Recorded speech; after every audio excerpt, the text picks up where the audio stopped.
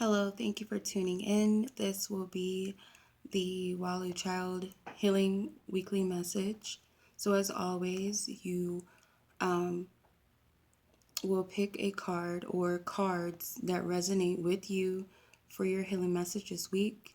For this week, um, I will have you choose a crystal or crystals that resonate with you. I have a fluorite, rose quartz, and an amethyst. So you can um, attune yourself to whichever crystal resonates. So I'll give you a minute to meditate.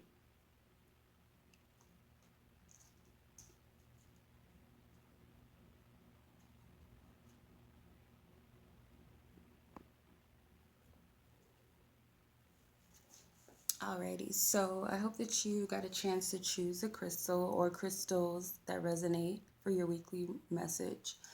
All right, so for those of you that chose the fluorite crystal, we have agreements. Okay. The card reads, imagine just for a moment that we are all connected, all different streams of consciousness originating from one source, experiencing and playing upon this physical earth plane, and all its shadows and light develop, grow, and become more. The shadow and light cause tension and resistance, but also allow us to see our ideas, thoughts, and creations manifest into the physical in order for us to create more and be pioneers, creating unfolding newness for the sheer joy of it. It would seem reasonable that in our connectedness, we would sense anything out of balance. The natural order of the universe has all things moving back into balance in whatever way possible. We often call this agreement a contract or karma, but can you see all the labels, or can you see these labels may not be what you think they are, for all just moving back into balance, into love? So whether your attention goes to your family, friends, work colleagues, someone you bump into, someone you observe, someone you admire, or someone you dislike, we are all in contract, in agreement with each other to remind us of the love that we are. Okay. So for this week, for the Fluorites group, what I'm getting is that you may be coming to terms with certain connections with people, making not sense, but not even labeling, but coming to an understanding or understanding of what the purpose of those connections may have served for the time that they were in your life and where they stand now. So it may even mean that you have to shut some agreements or close agreements with certain people because they no longer resonate for where your soul's journey is leading you. So it may be leaving some people behind, is what I'm getting for you this week. You're really going to really look at things that were complex and you couldn't understand why you could not tell this person no, or why you couldn't leave this person alone, or why you couldn't stand up for yourself when it came to this person. But now things have come clear as to why the purpose was served, what purpose that person meant for you at the time, and how they've helped you and where they brought you to most recently.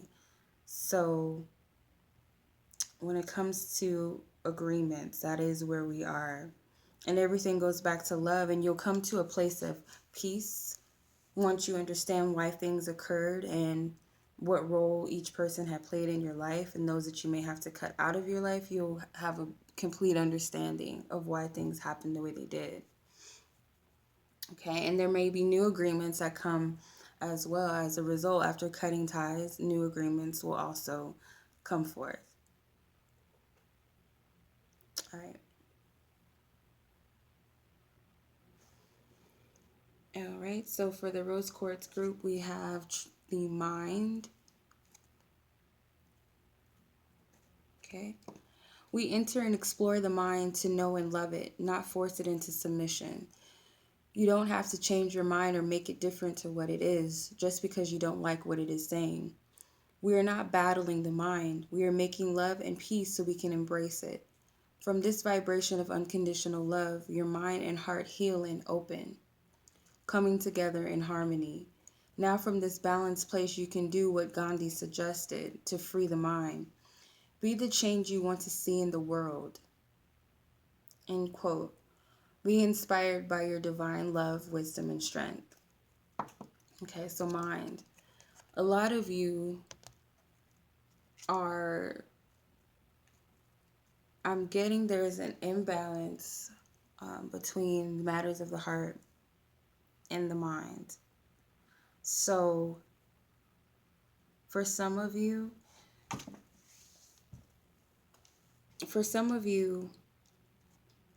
you're not, your heart and your mind are not matching at all. They're in confrontation with each other. They're not on the same page at all. Your head is telling you one thing, and it's like your heart is telling you one thing and your mind is telling you another. So there needs to be a balance about what it is. And the reason why there's an imbalance is because your mind is trying to make logical sense of things. It's like it's trying to control how things are going rather than allowing the heart to make sense of things, or to lead you and guide you. It's kind of like you're leaning upon too much on your logic rather than just allowing things to flow naturally. So there's a disharmony, and it's also, this to me is like some type of, this is an autumn or fall setting, and I always think of harvest and manifesting at this time as well, or planting seeds around this time. Whatever you're trying to manifest, or whatever your focus is that you're trying to maybe it's a solution, you're trying to problem solve it only in the mind, and your heart is trying to lead you to the answer, or to assist you and guide you to whatever you're trying to manifest. But at the same time, you're using way too much logic, and you're out of whack, you're out of balance with that. It's like you're not even, your mind and your heart are not coexisting. It's almost like they're battling it out. Your heart is telling you something else and your mind is telling you another thing. So it's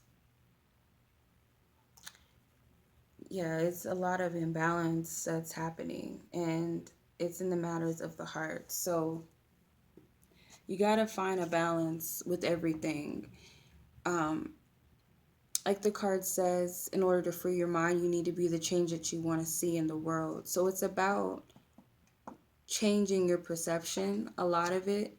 And that's, sometimes it's hard for people to do that. It's hard for us to change our perceptions because of things that we've been conditioned to believe, and what's possible and what is impossible and whatnot. So I completely understand how it could be hard for you in the matters of the heart. There may be something that you're set on, but at the same time, it's like you don't have faith in it.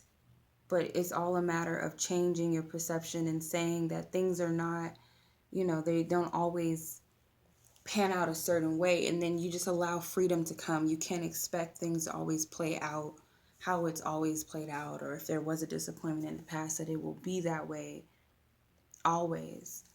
So it's just about getting the mind and the heart space to be on the same page in order to make whatever this is happen for you. So there's too much logic I'm getting. All right, so for the Amethyst group, we have not what you expect. Okay. So today you may not be able to see or feel the wonderment of you. A limited belief or pattern you hold within you is covering up the truth of you. Someone or something will enter your life and reflect back to you the wonderment and truth of you. It may be disguised as something you don't like, for we are well trained in noticing what irks us. But know that at our heart of all experience is love. So let all come to you. You are safe. Don't resist anything and use your free choice and will to focus on what makes you feel good. You are on your way to feeling the marvelous wonderment of love.